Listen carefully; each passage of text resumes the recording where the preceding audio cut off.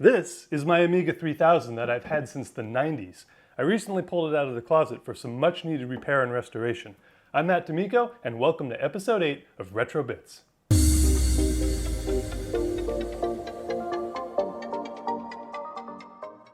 In today's bit, we'll take a brief look at the Amiga 3000, repair some damage from a leaky battery, and upgrade the machine with more RAM, a Scuzzy-to-SD drive, and the latest classic Amiga OS.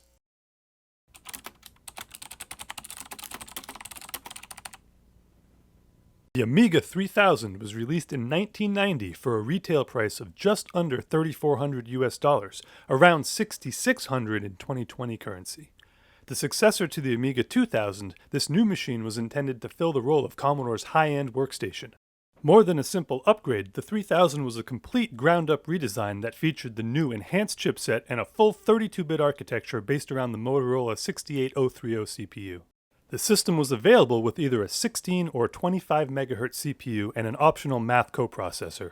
The new chipset supported 2 MB of chip RAM for the CPU and up to 16 MB of onboard fast RAM that could be further expanded up to 2 GB using the new 32-bit Zorro 3 bus. Some other notable features of the new system were higher resolution display modes, an updated 2.0 version of AmigaOS, onboard Scuzzy-to controller and hard disk, and an integrated scan doubler with HD15 VGA output. A Unix variant of the 3000 was also released that shipped with System 5 Release 4.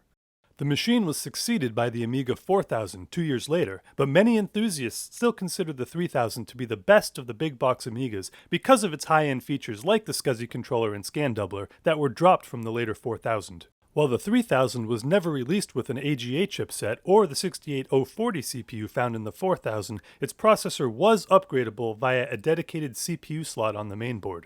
Here in the present day, the enthusiast community has developed and released the AA3000 Plus. This project realizes an updated mainboard that forms the basis for assembling an all-new AGA Amiga 3000 with an impressive list of other quality-of-life enhancements. I mentioned in the Commodore 128 episode that I switched to a 386 PC at the end of the 8-bit era. I never had any exposure to the Amiga when it was current, and I didn't know anybody in the local area that had one. As a result, I have a huge gap in my knowledge about these systems. When I acquired this 3000, I used only the specific software that I needed and didn't learn anything else about the system. Now seems like a good time to rectify that.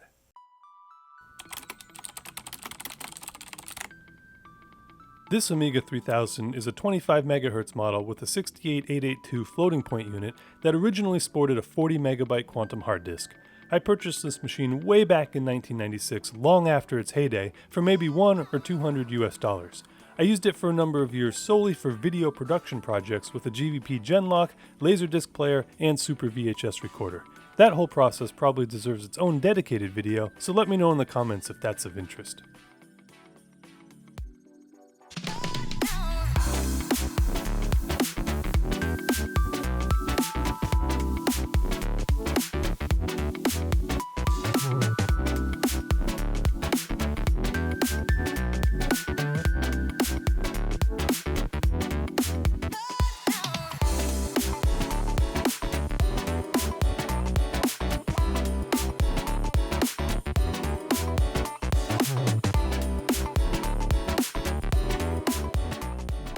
One thing I didn't know when I put this machine into storage 20 years ago was that the NiCad battery would inevitably leak and damage the system. When I dug it out recently, I was dismayed to find that it had indeed leaked and the alkali solution had started to spread to the surrounding chips and eaten into the board.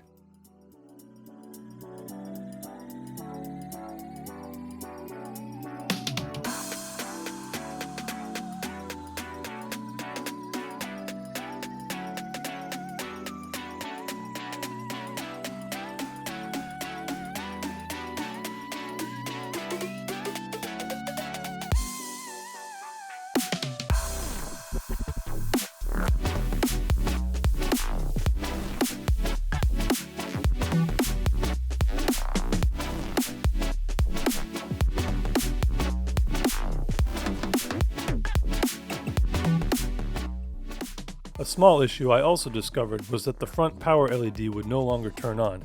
It appears that one of the traces on this little PCB had corroded enough that there was no longer continuity, so I just fixed it with a jumper wire. To round out the physical repairs, I disassembled the keyboard and mouse for a deep cleaning and also lubricated and cleaned the floppy drive heads.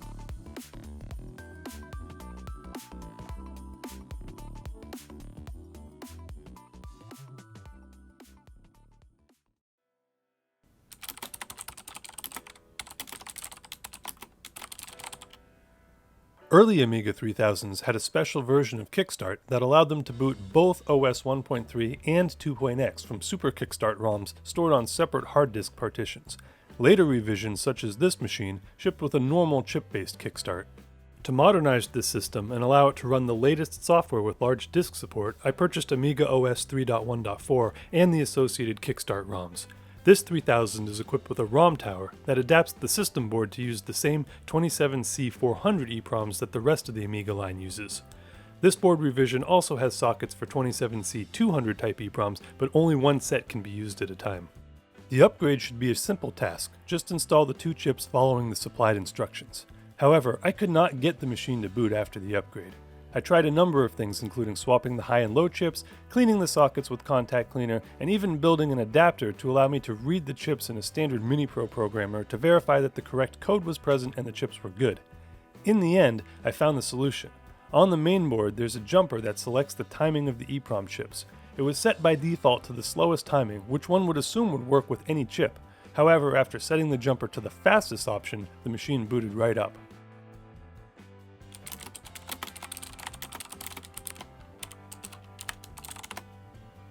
This 3000 was originally configured with a full 2 megs of chip RAM and 2 megs of fast memory, out of a possible 16. A slower Zorro 2 8MB card was also installed, bringing the system up to 10 megabytes of fast RAM. I wanted to upgrade the amount of high-speed fast RAM to max out the mainboard, but zip RAM is hard to find and expensive these days. I decided to remove the existing zip RAM and upgrade the machine to accept 30-pin SIM memory instead. A seller on Amibay makes these ZIP2SIMM adapters by hand. It's definitely homebrew and a little fiddly to install due to all the pins that need to be properly aligned, but it works great once installed and has a lot of clearance with the drive carrier.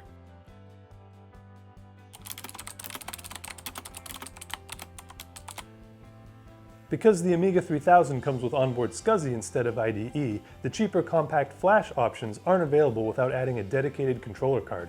Enter the Scuzzy-to-SD. This is a family of devices that allows you to use an SD card as a Scuzzy hard disk. There are multiple models, both internal and external, that offer different levels of performance and accessibility trade-offs. I wanted to keep this Amiga as close to original as possible, which meant not cutting or modifying the case or front cover. I still wanted to be able to easily access the SD card, so I opted to use the external model. It doesn't match the performance of the latest internal models, but given that this is an unaccelerated system, the 1 megabyte per second transfer speeds are more than adequate. In order to initially configure the device, a Windows, Mac, or Linux PC is required. There are many options that provide a high level of compatibility with different system types, including device IDs, device types, and the ability to define the drive geometry and identification data.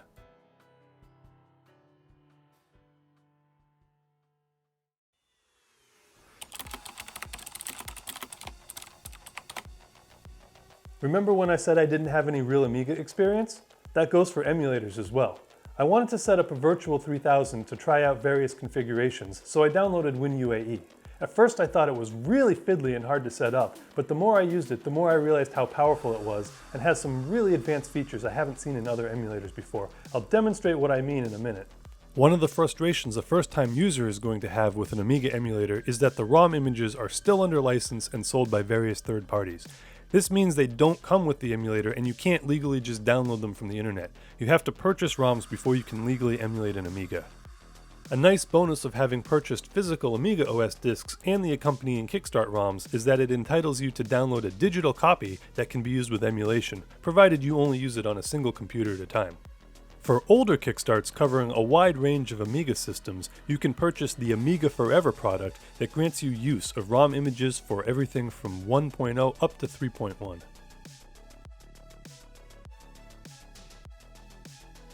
Once UAE is set up with a licensed ROM image, you can boot your virtual Amiga 3000 using the AmigaOS floppy disk images you downloaded.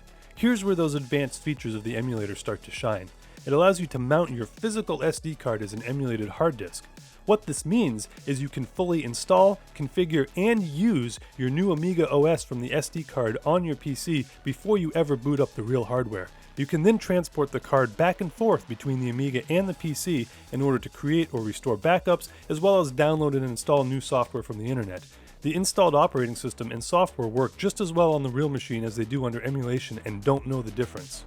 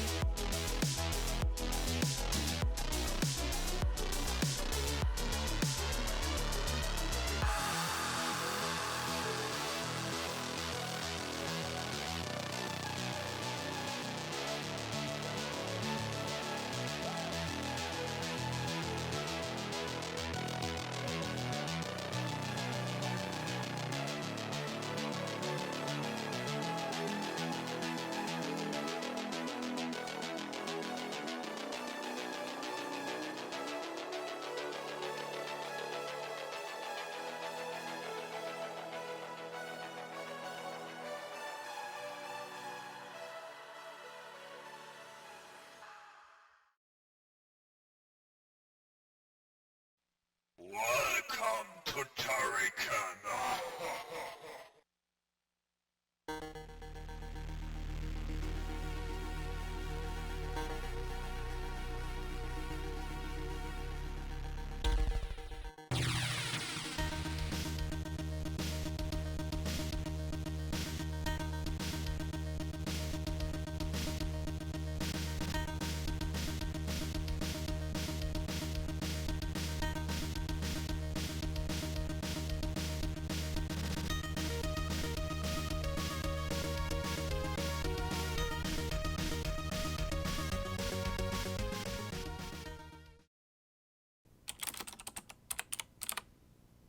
In retrospect, it's a shame that I never got to experience the Amiga back in the day. The more I learn about them, the more I'm impressed by how powerful these machines and their multitasking operating system really were. It is unfortunate that they were never as popular as they could have been here in the US, and that Commodore was essentially mismanaged into bankruptcy when there was still so much potential left untapped for future generations of Amigas.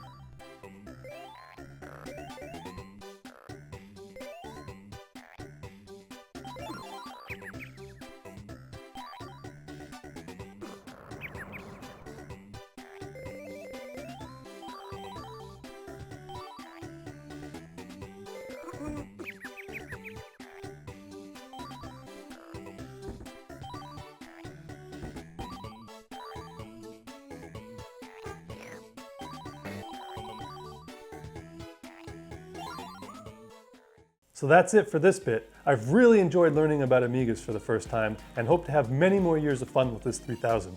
I don't plan to change too much else, as I'd like to keep it as close to original as possible, but there are endless upgrade possibilities to consider, so who knows? I hope you enjoyed this bit. Thank you so much for watching, and we'll see you next time on Retro Bits.